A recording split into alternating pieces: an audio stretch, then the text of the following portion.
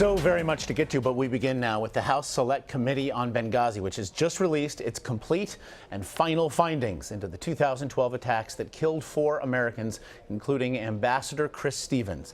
Now, prior to its release, Republican sources had described the 800-page report to CBS as critical of the State Department for ignoring subpoenas, for stonewalling, and for withholding information. But they said the report does not appear to unearth any conclusive evidence of wrongdoing by then Secretary of State Hillary Clinton.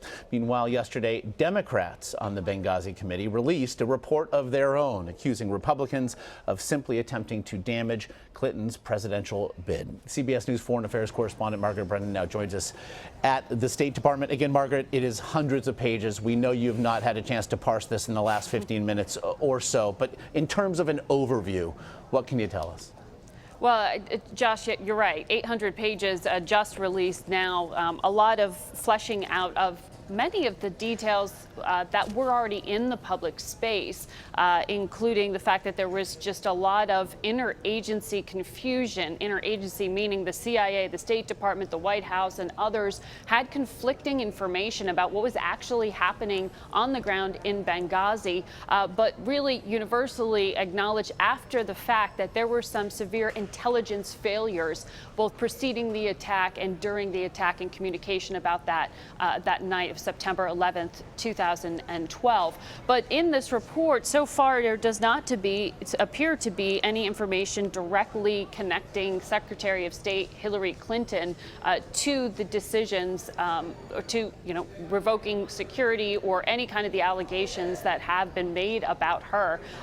Many, including Republican nominee Donald Trump, have blamed her for security failures. It seems so far Democrats and Republicans do agree on one thing, which is that the security protections on the ground were woefully inadequate. But who is to blame for that still hasn't been fully answered here. Democrats say it was bureaucrats here within the diplomatic security vehicle at the State Department. Republicans say this was really a failure on many, many levels, including the intelligence community. And Maria, it does speak to the partisanship here. We saw, again, as I mentioned, the Democrats on that committee released their own report yesterday. In it, they wrote, and I quote, "In our opinion, Chairman Gowdy has been conducting this investigation like an overzealous prosecutor desperately trying to land a front-page conviction." Look, Josh, this is such a sensitive topic in the building I'm standing right now. I mean, there is a wall memorializing the 4 Americans who were killed in that attack just over my shoulder here. So there are many who have viewed this from the beginning as a politically motivated hunt, given that there was already a probe conducted by outside advisors and some former diplomats connected to the State Department. However, there have been some outstanding questions about whether there was political manipulation in terms of the communication about the attack.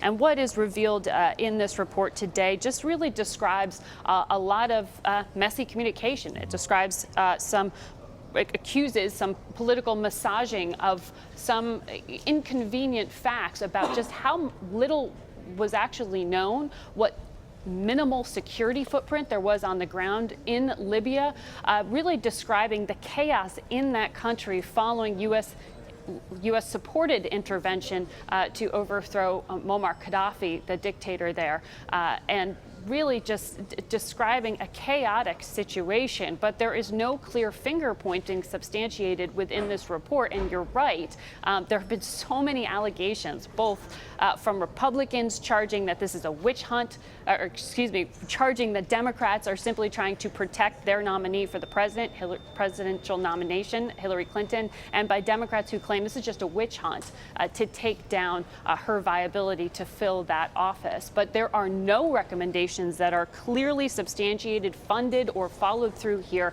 that in any way protect American diplomats. And that is going to be something that many here in this building continue to find hard to swallow. Margaret, appreciate the insights. Again, I know, again, hundreds of pages await you right now. And again, we appreciate the time.